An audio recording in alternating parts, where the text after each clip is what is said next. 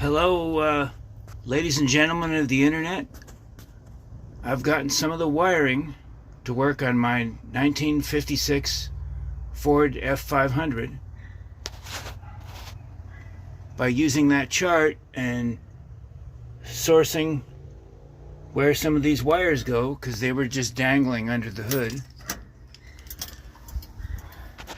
And now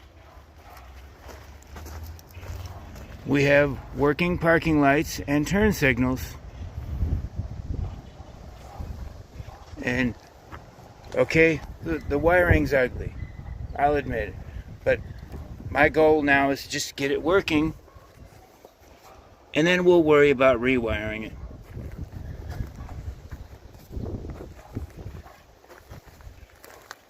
Thank you for watching, and please like, share, and subscribe.